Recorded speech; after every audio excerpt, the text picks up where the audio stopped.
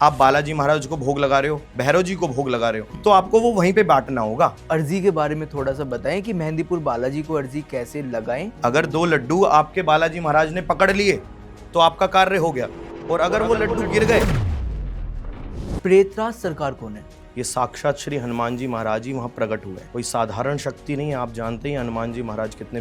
कोई चिल्लाता है, कोई पैर पटकता है, कोई हाथ पटकता है, कोई बालों को झटकता है, कोई सिर झटकता है। क्या शक्ति है ये? ऐसे आसानी से ये शक्तियां नहीं आती। मैं तो शमशान में जा करके इत्र लगा करके बैठता हूँ कि जितने भी भूत कष्ट आदि वहां पर पहुंचते हैं उस धाम में, वो पकड़ करके भैरव जी महाराज बालाजी महाराज के दरबार में पेश करते। कोई इंसान पहली बार मेहंदीपुर बालाजी जाए, किन किन विशेष चीजों का ख्याल रखे? अर्जी अलग होती है, दरखास्त अलग होती है, सवा मणि अलग होती है। वो लड्डू जो भोग लगते थे सवा किलो में से कुछ लड्डू वो रख लेते थे, 4 लड्डू हमें वापस देते थे। आप थी लगा रहे हैं बाद में, तो क्या मेहंदीपुर बालाजी में अब अर्जी नहीं लगती? पहले व्यक्ति लगा सकता था, आज ये अर्जी नहीं लगती। पहले घर पे शक्तियां भेजी जाती हैं, किसी के घर में कोई भी बाधा होगी तो उसको मेहंदीपुर धाम बुला लिया जाएगा उसको बने। मेहंदीपुर बालाजी में कोई गुप्त सेवा ऐसी होती हो जिसके बारे में लोगों को ना पता हो? 3 साल तक श्री बालाजी महाराज के जो दूत होंगे वो रक्षा करेंगे हमारे परिवार की। पर अब कोई बताता नहीं है ये सब चीजें। किसको जाना चाहिए मेहंदीपुर बालाजी?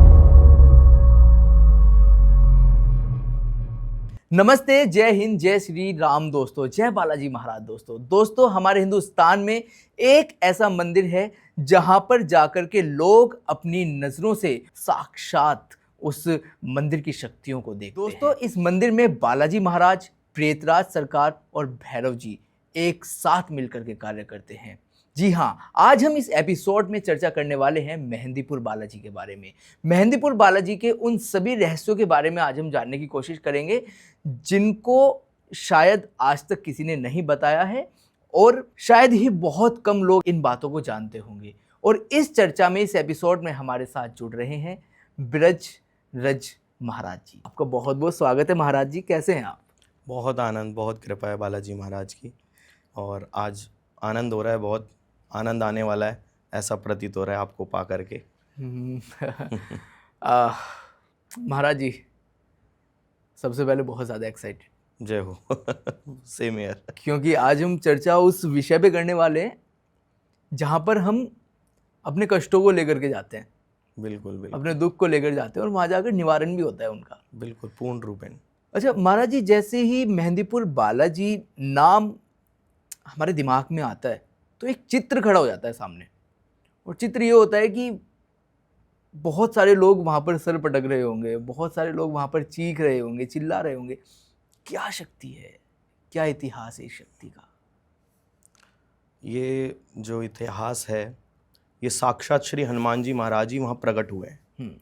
कोई साधारण शक्ति नहीं है, आप जानते ही हनुमान जी महाराज कितने विशेष, कितनी शक्तियों का उनको आशीर्वाद प्राप्त हुआ है। ब्रह्मा, शंकर, स्वयं शंकर हैं श्री हनुमान जी महाराज। इंद्रदेव ने आशीर्वाद प्रदान कर दिया, और पवन देव का तो साक्षात पुत्री ही हैं वो। और अनेकों शक्तियों का मतलब एक रस है हनुमान जी महाराज। तो वो साक्षात रूप में वहाँ पे प्रकट हुए हैं, और जहाँ पर वो प्रकट होते हैं वहाँ पर विशेष रूप से एक अलौकिक शक्ति ही अपने आप काम करती है। और उनके साथ विराजमान हो गए श्री भैरव जी महाराज, जिनका कार्य है कि जितने भी भूत कष्ट आदि वहाँ पर पहुँचते हैं उस धाम में, वो पकड़ करके भैरव जी महाराज बालाजी महाराज के दरबार में पेश करते हैं। और जब पेश किया जाता है उनको, उनकी नोटरी भी करते हैं वहाँ पर, मतलब लिखा पढ़ी भी होती है वहाँ पे पूर्ण रूप में। केवल एक ही कार्य नहीं है केवल पेश कर दिया गया, वहाँ पर उनकी नोटरी भी होती है। वो कौन करते हैं? श्री कोतवाल कप्तान। ये श्री कोतवाल कप्तान जी का कार्य है। और श्री प्रेतराज सरकार, अब जब आप सीढ़ी पेड़ी चढ़ेंगे ऊपर तो श्री प्रेतराज सरकार का दरबार आ जाएगा।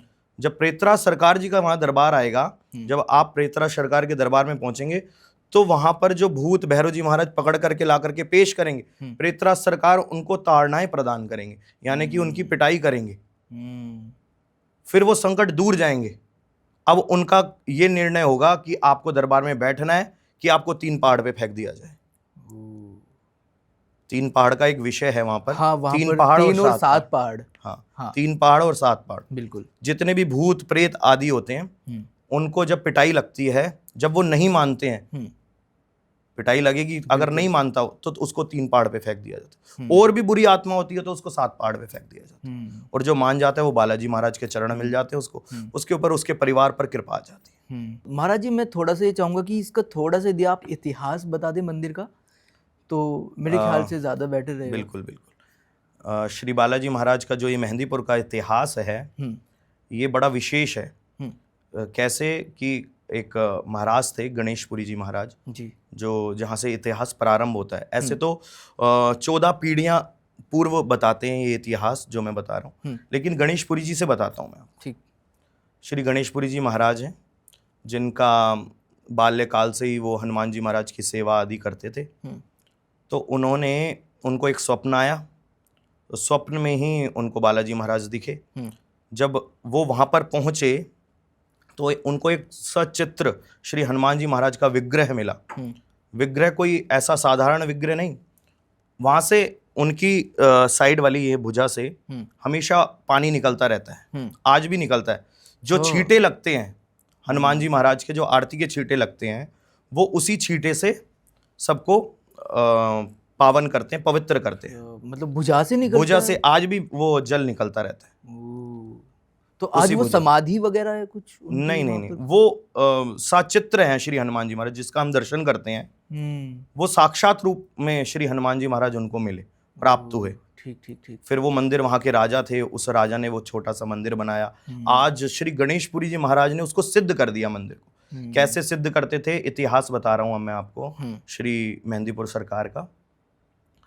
क्या था कि प्रतिदिन श्री गणेशपुरी जी महाराज 1 बाल्टी में आटा लेते थे, 1 बाल्टी में पानी लेते थे, आटा और चीनी, और 1 बाल्टी में पानी। प्रतिदिन जितनी भी परिक्रमा करते थे, जितना भी वो क्षेत्र है, पूरे क्षेत्र की परिक्रमा करते थे श्री गणेशपुरी जी महाराज, और प्रतिदिन नाम जप के द्वारा उस भूमि को सिद्ध करते थे। प्रतिदिन का कार्य। उस सिद्धि से क्या हुआ कि जो भी उस दरबार में आने लगा, कैसी भी पीड़ा, चाहे प्रेत पीड़ा हो, चाहे बाधाएं हो, चाहे वो संकट हो, चाहे ग्रह कलेश हो, कुछ भी हो, वो वहां पर आकर के निवारण होने लगा।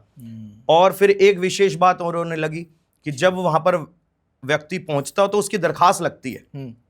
दरखास्त कैसे लगती? पहले तो श्री बालाजी महाराज के पास ही बैठ करके श्री गणेशपुरी जी महाराज 2 लड्डू लेते थे, वो बालाजी महाराज के हाथ पे रखते थे। ठीक है। अगर आपके लड्डू 2 चिपक गए तो आपका कार्य हो गया। अगर 2 लड्डू आपके बालाजी महाराज ने पकड़ लिए तो आपका कार्य हो गया। और अगर वो लड्डू गिर गए तो आपको 40 दिन का उपाय बताते थे श्री गणेशपुरी जी महाराज। फिर आपको 40 दिन वहां पर रह करके वो कार्य करना पड़ता था, जो उपाय वो बताते थे। तो वहां रहना पड़ता था 40 दिन। 40 दिन रहते, फिर वहां की आरती लेते, प्रतिदिन वहां के छींटे लेते, ये कार्य होता है। ये मेहंदीपुर। ऐसा मैं एक ही बार गया हूँ वहाँ पर दर्शन के लिए। तो जब मैं गया, मैं वाकई में मतलब बहुत ज़्यादा एक तरीके से अचंभित हो गया कि क्या शक्ति है यहाँ पर ऐसी कि लोग जाते ही, और जिनके अंदर वो नेगेटिविटी होती है, जाते ही मतलब कोई चिल्लाता है, कोई पैर पटकता है, कोई हाथ पटकता है, कोई बालों को झटकता है, कोई सिर झटकता है। क्या शक्ति है ये? श्री हनुमान जी महाराज, ये मिश्रण है। 3 शक्तियों का मिश्रण है। जब ये मिश्रण आप उनके चरणों में अपनी धोक लगाओगे, आप सिर अपना जैसे उनकी चौखट पर लेकर के जाओगे, तो जो ये जितनी भी ये शक्तियां पहुंचती हैं, जो बाधाएं पहुंचती हैं, जो प्रेत पीड़ाएं पहुंचती हैं, तो केवल एक जल मात्र से ही, मेहंदीपुर का जल मात्र आप ग्रहण कर लेंगे तो ये सब कार्य, जो ये बाधाएं हैं, सब दूर होने लग जाएंगी। ये विशेष महान शक्ति है वहां की। कोई इसमें अतिशयोक्ति नहीं होगी मुझे कहने में कि आप कितने भी धाम चले जाएं, जो मेहंदीपुर की विशेष शक्ति है, जो मेहंदीपुर बालाजी महाराज की, जो श्री गणेशपुरी महाराज जी ने वहाँ पे अपनी साधना के द्वारा शक्तियां प्रकट करी। आज भी समाधि है श्री गणेशपुरी जी महाराज की, विशेष समाधि। आप वहाँ पर पहुँचें, आप दर्शन करें, आपको इतना आनंद मिलेगा। और जो वहाँ पर शक्तियां उन्होंने प्रकट करी अपनी साधना के द्वारा, क्योंकि जो संत, जो महात्मा, जो मुनि हमारे, आपने सुना होगा तपश्चर्या करते थे पहले, कितनी कितनी शक्तियां ग्रहण कर लेते थे, है ना? ऐसे ही श्री गणेशपुरी जी महाराज, उनके द्वारा ही ये सारी शक्तियां प्रकट करी गई हैं। वहां पर आपको देखते होगे कि संकट चिल्ला रहा है, दहाड़ रहा है, भाग रहा है, कूद रहा है, पत्थर रख लेता है अपने ऊपर, तो ऐसे आसानी से ये शक्तियां नहीं आती, सिर बड़ी पटकता साधना है, से आती हैं। सर पटकते रहते हैं, मैंने देखा है, सर पटकते रहते हैं वहां पर, दीवार में सर पटकते हैं, नीचे जमीन पे सर पटकते हैं। बिल्कुल बिल्कुल। तो जैसा भी आपने बताया 3 पहाड़ और 7 पहाड़, इनका क्या मतलब कॉन्सेप्ट है? जब गणेशपुरी महाराज जी को स्वप्न आया, स्वप्न में क्या हुआ कि उनको आदेश मिला कि आप वहां पर पहुंचो, आपको एक दिव्य चीज प्राप्त होगी।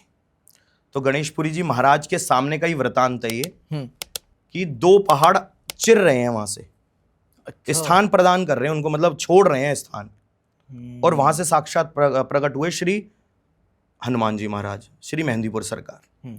तो एक तरफ का जो नाम रखा गया गणेशपुरी जी द्वारा, क्योंकि वहां पे 3 पहाड़ हैं, 1 पहाड़, 2 पहाड़ और 3 पहाड़।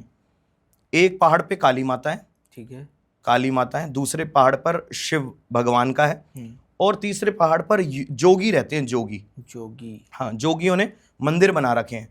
और जो कार्य है 3 पहाड़ का वो ये है कि जितनी भी बुरी आत्माएं होंगी, जितनी भी बुरी आत्माएं वहां पर आएंगी, तो उनको अगर वो नहीं मानेंगी, आराम से बालाजी महाराज के चरण पे बैठ जाएंगी, तो उनको बालाजी महाराज के चरण मिल जाएंगे। अगर वो आराम से नहीं बैठेंगी तो उनको शक्तियों द्वारा उनको ताड़नाएं प्रदान करेंगी, यानी कि मार लगेगी उनको, और वो फेंकी जाएंगी 3 पहाड़ पे। और जो उनसे भी बुरी आत्माएं हैं तो उनको 7 पहाड़ पे फेंका जाएगा। तो ये 3 पहाड़ और 7 पहाड़ का इसलिए विशेष महत्व बताया गया, क्योंकि यहाँ पर जैसे हमारे पितृ होते हैं, जो रुष्ट हो जाते हैं, तो उनको स्थान भी प्रदान करे जाते हैं 3 पहाड़ पर। ऐसे ही ताड़नाएं प्रदान करके भूतों को फेंका जाता है 3 पहाड़ और 7 पहाड़ पे। ये कार्य है 3 पहाड़ और 7 पहाड़। अच्छा, ये जो हम आत्माएं की बात कर रहे हैं, आत्माओं की बात कर रहे हैं, बुरी आत्मा होती हैं, उनसे भी ज़्यादा बुरी आत्माएं होती हैं, तो ये आत्मा वही होती हैं जैसे कोई किसी के ऊपर टोना टोकटा करा देता है? जी, या फिर कुछ तंत्र विद्या से कुछ इस तरीके का काम करा देता है? जैसे किसी व्यक्ति की एक्सीडेंट में मृत्यु हो गई, किसी व्यक्ति ने फांसी लगा करके मृत्यु अपने को ले ली अपने ऊपर, और किसी ने किसी को मरवा दिया, तो ये जो आत्माएं होती हैं ये भटकती हैं, तब तक भटकती हैं जब तक इनकी आयु पूर्ण ना हो जाए, तब तक भटकती रहेंगी। तो उन आत्माओं को पकड़ करके जो तांत्रिक होते हैं वो अपने वश में कर लेते हैं। वश में करने के बाद किसी व्यक्ति जो करवाने वाला होता है, जैसे किसी व्यक्ति को कुछ करवाना है, वो तांत्रिक के पास जाएगा, तो वो बुरी आत्मा जो कैद कर रखी है उसने, वो उसके ऊपर छोड़ देगा। ऐसे काम करती हैं बुरी आत्माएं। कोई ये काम जैसे तांत्रिक हो गए, मियाँ हो गए, मौलवी हो गए, ये घूमते रहते हैं, आपने देखा होगा, काले कपड़े पहन करके अपने कान में रुई लगा करके और काला टीका लगा करके डोलते रहते हैं ये लोग। ये तांत्रिक ऐसे काम करते हैं। अच्छा, ये रुई क्यों लगाते हैं जैसा भी आपने बताया? ये वो कर्ण पिशाचिनी को रुई में, इत्र में सिद्ध कर लेते हैं, किसी भी चीज से सिद्ध कर लेंगे। अब वो ले लेते हैं, एक वचन ले लेते हैं कि मैं जब जब इस चीज को धारण करूंगा तो आपको मेरे साथ रहना पड़ेगा, या तेरे को मेरे साथ रहना पड़ेगा। तो वो इत्र के द्वारा, खुशबू के द्वारा, आपने देखा होगा इत्र के द्वारा बड़े वशीकरण होते हैं। मैं एक बार वहां गया था कन्नौज, तो कन्नौज जब मैं इत्र लेने गया तो वहां पे सैकड़ों तांत्रिक वहां पर कन्नौज की उस दुकान पर थे, केवल इत्र लेने के लिए। वो उनको पता है कि कौन से इत्र से सिद्धि हो सकती है, कौन से इत्र से कर्ण पिशाचिनी सिद्ध हो सकती है। तो उस इत्र की दुकान पर कन्नौज में सैकड़ों मतलब तांत्रिक वहां पर बैठे हुए थे। मैं एक आध से मिला भी, तो वो बात भी कर रहे थे, मैं उनकी बात भी सुनी। तो मैं तो जा करके शमशान में जा करके इत्र लगा करके बैठता हूँ, मतलब वगैरह वगैरह, और जो भी चीज़ें रही होंगी उनकी। तो उन्होंने ये सब बात कर रहे थे वो इस विषय में। अच्छा, वाकई बहुत मतलब स्केरी नहीं है बहुत ज़्यादा ये सब चीज़ें?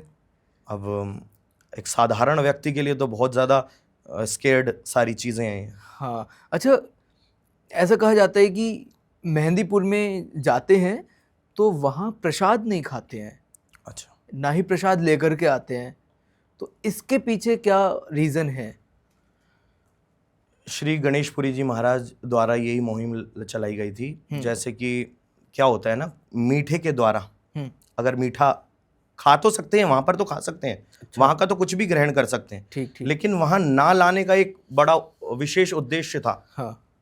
क्या हुआ था कि एक बार एक व्यक्ति अपने साथ बहुत सारा प्रसाद वहां का ले आया। मतलब प्रसाद कैसा, उससे वो बिना भोग लगाए बाबा का प्रसाद ले आया, मीठा ले आया।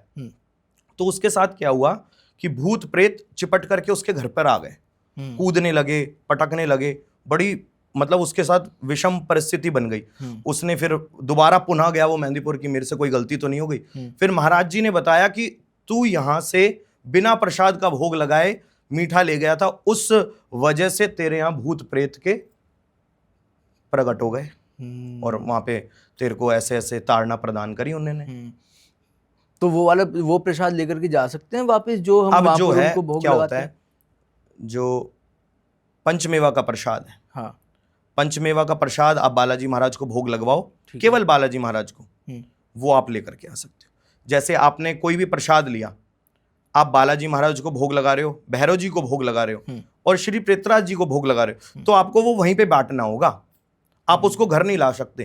क्यों? क्योंकि अलग अलग शक्तियों का भोग वहां पर ही छोड़ के आना पड़ेगा, वो भोग उनका ही हो गया। आप प्रसाद लेकर के जाते हो, आप किसके, आप अपने रिश्तेदारों के यहाँ जाते हो, कोई चीज लेकर के जाते हो, आप ये चाहना रखते हो कि मैं उस प्रसाद को या उस भेंट को वापस ले आऊं? नहीं। तो हम कोई चीज विशेष रूप से उनके लेकर के जा रहे हैं, तो हमें वो वहीं छोड़ करके आनी पड़ेगी। और अगर आप बालाजी का प्रसाद रूपी प्रसाद लेकर के आना चाहते हो घर पे, तो आप बालाजी महाराज को भोग लगाओ और केवल ले आओ, केवल बालाजी महाराज को। अगर भैरव जी को लग गया और प्रेतराज जी को लग गया, तो आपको वो वहीं छोड़ करके आना पड़ेगा, क्योंकि और भी शक्तियां सम्मिलित हो जाती हैं फिर उसमें। फिर शक्तियों के साथ दूत भी सम्मिलित हो जाते हैं, दूतों को भी फिर भोग चाहिए, भैरव जी महाराज के दूत हैं, उनको भी भोग चाहिए, फिर वो वहीं छोड़ करके आना पड़ेगा। प्रेतराज जी महाराज के ऊपर चढ़ेंगे तो प्रेतराज जी का जितने भी हैं दूत, वो उनको भी प्रसाद चाहिए। फिर दीवान सरकार है, उनको भी, उनके भी दूत हैं, उनको भी प्रसाद चाहिए, फिर वो वहीं छोड़ करके आना पड़ेगा, वहीं बांटा हो आप। वो मंदिर के अंदर ही बांटने होते हैं? बाहर बाहर बाहर, वो तो मंदिर में बांटो, चाहे मंदिर में तो अब कोई नहीं लेता, हाँ। आप बाहर बांटिए। ठीक ठीक ठीक ठीक ठीक। अच्छा, जैसे अभी आप बात कर रहे हैं, प्रेतराज सरकार कौन है? श्री प्रेतराज सरकार बहुत सुंदर विषय है आपका। प्रेतराज सरकार जो वहाँ की एक दिव्य कहानी आती है सामने, वो ये बताई जाती है कि प्रेतराज सरकार पहले एक राजा थे और अपने शासन काल में कोई भी उनके द्वारा कोई भी अच्छा कार्य नहीं किया गया। तो जब उनकी युद्ध में मृत्यु हुई, तो उन्होंने आत्मा के रूप में एक वृक्ष के ऊपर अपना घर बना लिया। तो उस वृक्ष के नीचे से एक ब्राह्मण निकलते थे प्रतिदिन। तो वो जो आत्मा थी, बुरी आत्मा, उस ब्राह्मण को परेशान करती, चिपट जाती उससे, उसको परेशान करने लगी। तो वो जो ब्राह्मण थे वो एक बार बालाजी दरबार मेहंदीपुर में पहुंचे, पास के ही विषय है ये, महंत जी के पास पहुंचे, उन्होंने जा करके ये बात बताई अपनी। तो महंत जी ने बालाजी महाराज से प्रार्थना करी कि ये बालक है आपका और इसको एक आत्मा परेशान करती है, एक वृक्ष के ऊपर आत्मा रहती है। प्रेतराज जी की कहानी बता रहा हूँ ये आपको मैं। हाँ जी, हाँ जी। ये आत्मा इस बच्चे को परेशान करती है। तो बालाजी महाराज स्वयं गए, बालाजी महाराज उस आत्मा के पास स्वयं गए और जाकर के हनुमान जी ने युद्ध के लिए ललकारा।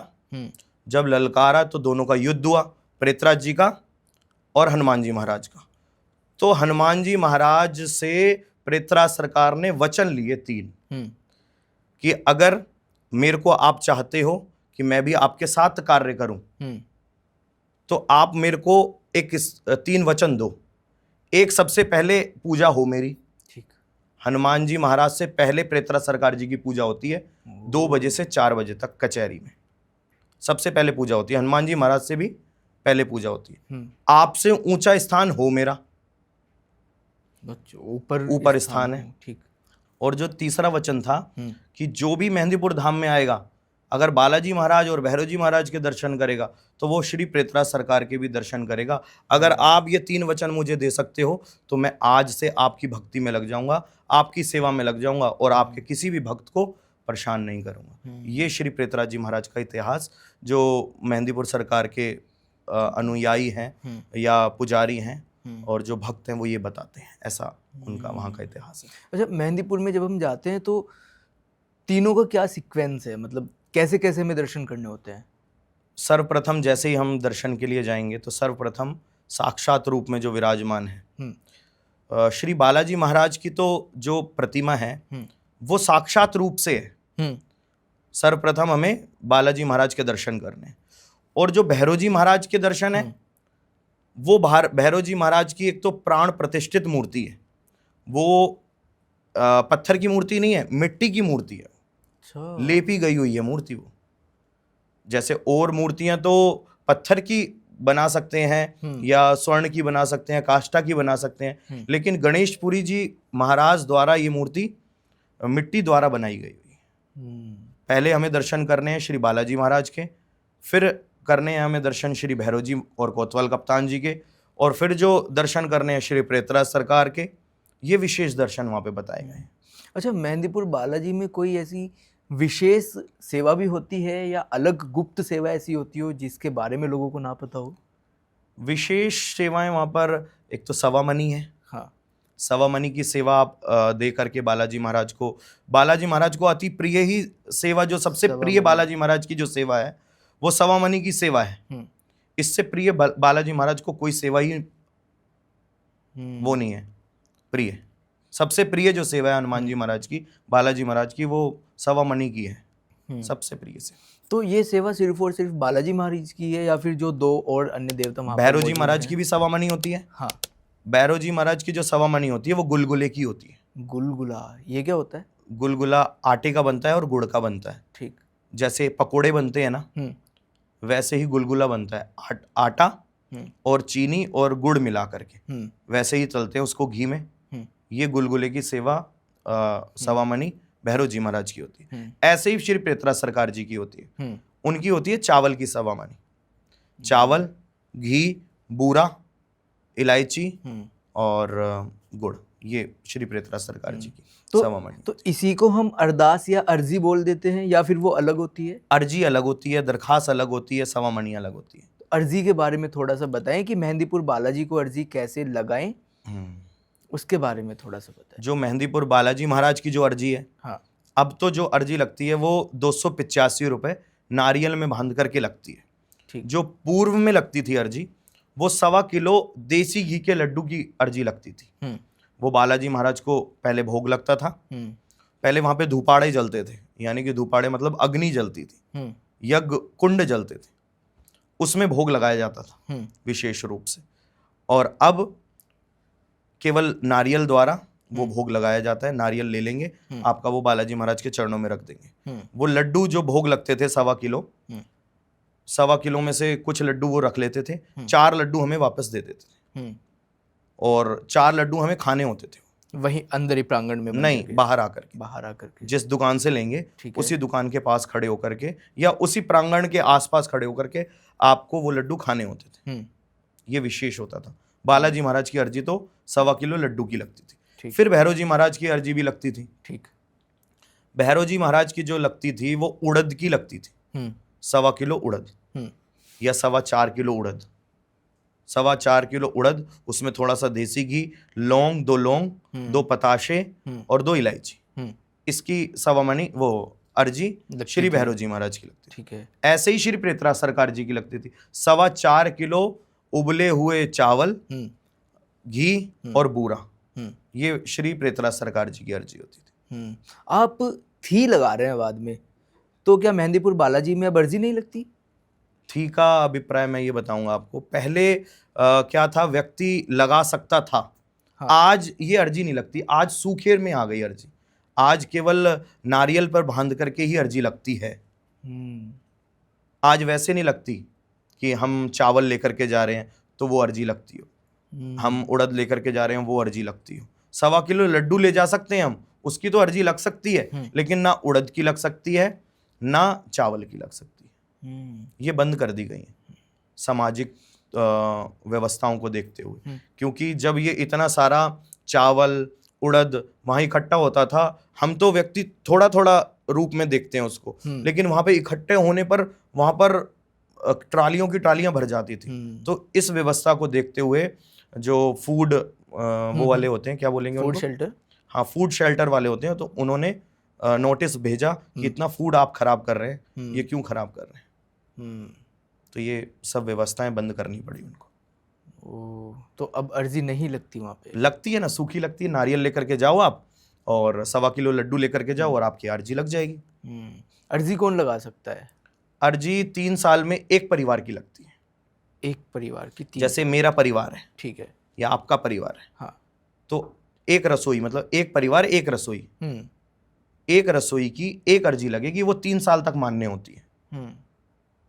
और जितने भी भक्त वहां पहुंचते हैं उनको अर्जी लगानी चाहिए। 3 साल में एक बार अर्जी लगती है। और जो दरखास्त होती है वो आने की भी लगती है। बालाजी महाराज, मैं आपके दरबार में आ गया हूं, इस अर्जी को, इस दरखास्त को स्वीकार करो।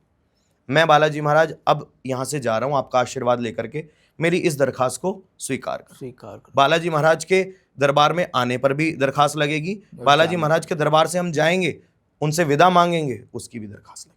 ये व्यवस्थाएं हैं अर्जी और दरखास्त की।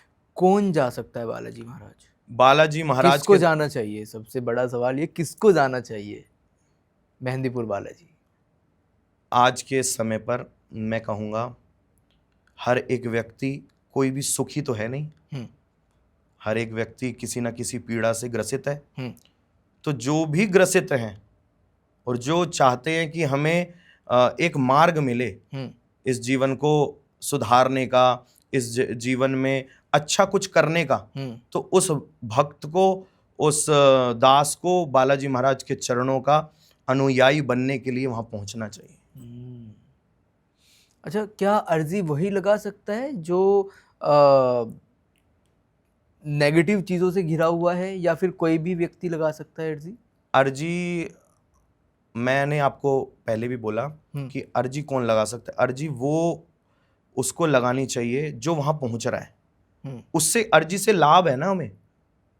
अर्जी केवल एक ये नहीं है ना कि अर्जी लगा देनी है, ऐसे ही कोई ऐसे ही कार्य नहीं करना है हमने वहां। अर्जी के लाभ हैं।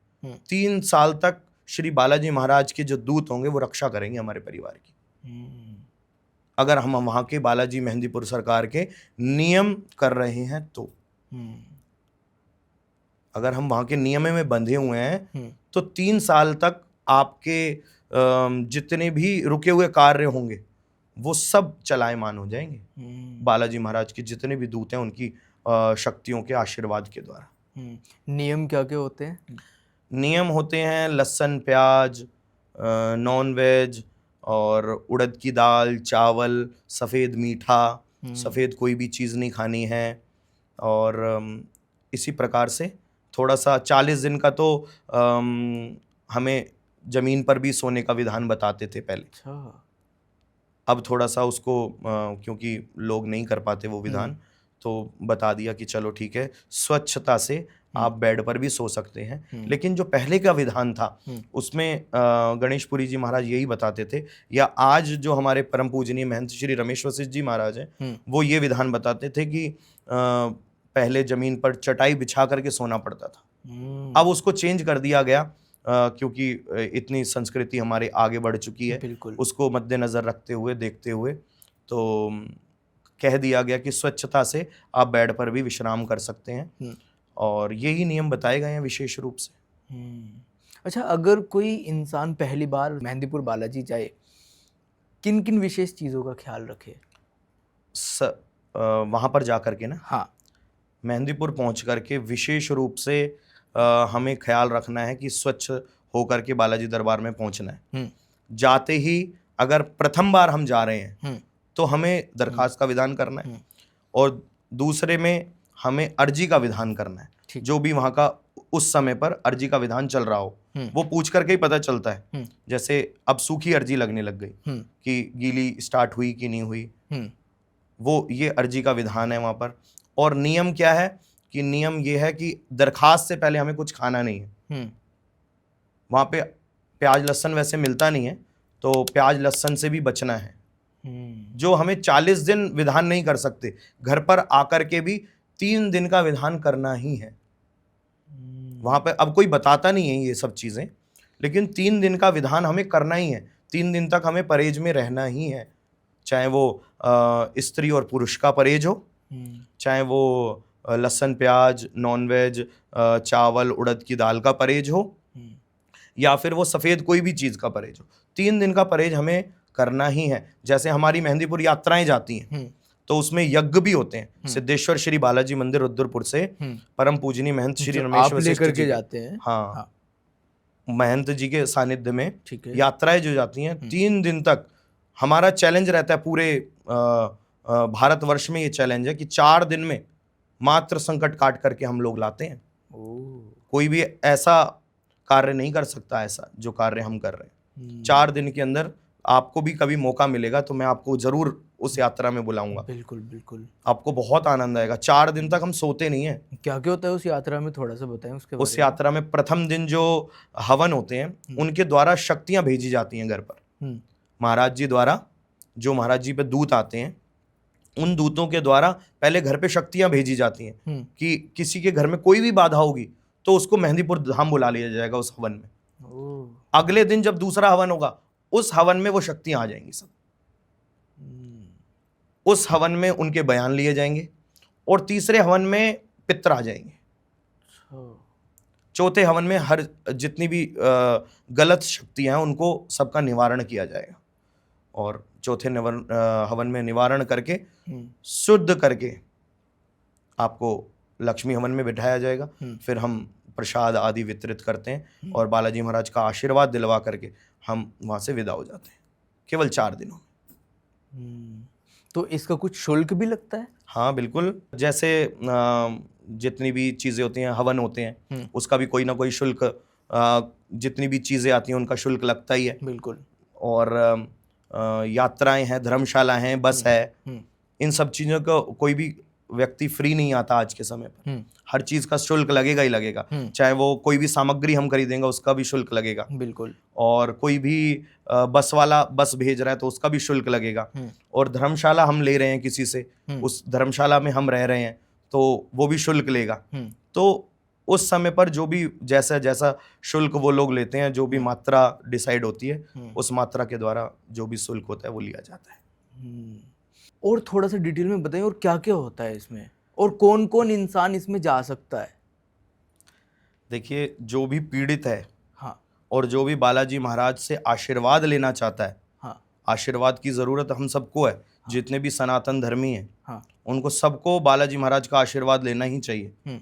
और विशेष रूप से आपने पूछा कौन कौन जा सकता है, तो जितने भी पीड़ित हैं, ग्रह कलेश से हों, चाहे वो प्रेत पीड़ा से हों, चाहे किसी भी बाधा से हों, तो वो यात्रा में पहुँचें। और पहुँचते भी हैं। सैकड़ों भक्त, हजारों भक्त हमारे साथ यात्रा में जाते हैं। तो जितने भी भक्त पहुँचते हैं तो पहले दिन का कार्य होता है, पहले दरबार लगाया जाता है बालाजी महाराज का, भजन आदि होते हैं। उसके उपरांत रात्रि में यज्ञ होता है, प्रथम हवन जिसको हम बोलते हैं, पहला हवन बोलते हैं। तो उस यज्ञ में पूज्य महाराज श्री रमेश वशिष्ठ जी द्वारा शक्तियों का आह्वान किया जाता है अपने ऊपर। जब वो आह्वान करते हैं दूत महाराज का, तो वो दूत महाराज जो भक्त हमारे साथ यात्रा में जाता है उसके घर पर जाकर के पहरा देते हैं। जो भी बुरी आत्माएं होंगी, बुरी शक्तियां होंगी, वो वहां पर प्रकट की जाएंगी। दूसरे हवन में वो आएंगी। दूसरे हवन में वो ये बताएंगी कि मुझे उस व्यक्ति ने भेजा, मुझे उस व्यक्ति द्वारा इस व्यक्ति के घर में भेजा गया, मैं वहां से आया हूं। वो एक एक बयान देंगी अपनी स्थिति का उस यज्ञ में, दूसरे हवन में। और तीसरे हवन में पितरों के लिए किया जाता है तीसरा हवन। तीसरे हवन में जितने भी हमारे पीड़ित पितर होंगे, जो दुखी होंगे, किसी चीज से दुखी हो रहे होंगे, जैसे हम पूजा नहीं कर पाते पितरों की अपने, आज पितरों के बारे में लोग कम जानते हैं। बिल्कुल। क्यों? क्योंकि कोई बताने वाला नहीं है। ठीक है ना? तो हम पितरों के बारे में कम जानते हैं, इसलिए पितर हमारे रुष्ट हो जाते हैं। जो तीसरा हवन किया जाता है वो पितरों के लिए किया जाता है। ठीक है। तीसरे हवन में मेहंदीपुर में पूज्य महाराज श्री जी द्वारा जब वो यज्ञ किया जाता है तो उस यज्ञ में पितर आते हैं। तो वो हमें बताते हैं कि मैं इस वजह से दुखी हूं, मुझे ये निवारण चाहिए। तो उसका निवारण और उन प्रेत आत्माओं का निवारण चौथे यज्ञ में किया जाता है। उन सबको निवारण किया जाता है उनके ऊपर बुरी शक्तियां जो होती हैं वो सब निवारित हो जाती हैं। उनके ऊपर फिर महाराज जी द्वारा आदेशित जितने भी दूत होते हैं वो अपने अपने कुछ अंश प्रदान कर देते हैं। अब संकट दूर हो गया है जी। अब क्या मिल गया उसको? दूत महाराज मिल गए। अब वो शक्ति क्या है? अब वो जो पहले नेगेटिव कार्य हो रहे थे हमारे साथ वो सब बंद हो जाएंगे। अब सब वो शक्तियां हमारे साथ पॉजिटिव कार्य करने लग जाएंगी। जब पॉजिटिव कार्य हो जाएगा, बालाजी महाराज का आशीर्वाद मिल जाएगा, तो हमारा हवन होता है 5वां लक्ष्मी का। लक्ष्मी हवन में जो भी पीड़ित है लक्ष्मी से उस यज्ञ में बैठता है, फिर बालाजी महाराज का आशीर्वाद लेकर के हम लोग अपने अपने घर की ओर रवाना हो जाते हैं। तो ये हवन मेहंदीपुर बालाजी में ही जाकर के होते हैं? ये अब जो है कि सिद्धेश्वर श्री बालाजी मंदिर रुद्रपुर में भी होते हैं और हमारा एक धाम बनने जा रहा है हरिद्वार में। वहां पर भी अब आने वाले समय में हम लोग वहां पर भी यात्रा ले जाने का शुरुआत करेंगे। और फिर मेहंदीपुर धाम में विशेष रूप से जो कार्य होते हैं वो मेहंदीपुर धाम में ही होते हैं सारे कार्य। अच्छा महाराज जी, जैसा भी आपने बताया था, हम प्रसाद के बारे में बात कर रहे थे, तो क्या हम प्रसाद अपने घर से भी बना करके लेकर जा सकते हैं? देखिए, पंचमेवा का प्रसाद अगर हम घर से लेकर के जा रहे हैं तो बहुत अच्छा है, उसको हम लेकर के आ सकते हैं। लेकिन हम बालाजी महाराज को चाहिए क्या? शुद्धता चाहिए। बिल्कुल। उनको बहुत अच्छा लगेगा कि हम अपने घर से प्रसाद उनके लिए अपने हाथों से बना करके लेकर के, खरीद करके तो हर कोई ले जा सकता है। बिल्कुल। अब उनको अति प्रिय क्या लगेगा? अति प्रिय यही लगेगा कि उसका बालक, बालाजी महाराज का बालक उनके लिए अपने घर से अपने हाथों से बना करके लेकर के जा रहा है उनके लिए। उनको अति प्रिय लगेगा ये बात। तो ये प्रसाद हमें वहीं पर बांट करके आना पड़ेगा। उन्हीं शक्तियों को, उन्हीं भक्तों को, उन्हीं लोगों को वहीं पर बांट करके आना पड़ेगा। उसको हम घर नहीं ला सकते, क्योंकि किसके लिए बनाया है वो हमने? वो बालाजी महाराज के लिए बनाया है। तो हमारी मानसिकता वही होनी चाहिए कि हमें उसको वहीं बांट करके आना है। अच्छा, ऐसा भी सुना जाता है कि रात्रि में मंदिर के अंदर नहीं रुकने देते, दर्शन नहीं होते हैं रात्रि में, और मंदिर का जो प्रांगण है उसके आसपास नहीं रुकने देते हैं। तो इसके पीछे क्या रीज़न है, क्या कारण है? क्योंकि रात्रि में वहाँ इसलिए नहीं रुक सकते क्योंकि शक्तियों को ज़रूरी नहीं है कि केवल एक ही कार्य हो। हजारों कार्य होते हैं वहाँ। शक्तियाँ ये नहीं है कि दिन में ही कार्य करती हैं, उनके लिए दिन और रात एक ही है। संकट पहुंच गया तो रात में भी कार्य हो रहे हैं वहां पे। संकट पहुंच गया ना, बालाजी दरबार में पहुंच गया कि ये भक्त मेरे पास आ गया, तो शक्तियां जो पकड़ के लाती हैं भूतों को, वो रात्रि में ही कार्य होते हैं सारे कार्य। अच्छा, दिन का कार्य क्या होता है? दिन में तो बालाजी महाराज, भैरव जी महाराज सज के बैठे हैं दर्शन प्रदान करने, केवल दर्शन मात्र से ही कार्य हो रहे हैं। और रात्रि में जो जो भक्त वहां पर पहुंच रहा है उन सबके दूत, उन सबकी प्रेत आत्माएं, जो भी आत्माएं, बुरी आत्माएं, उनको खींच करके ला करके दरबार में पेश कर देते हैं। ये सारे कार्य रात को होते हैं।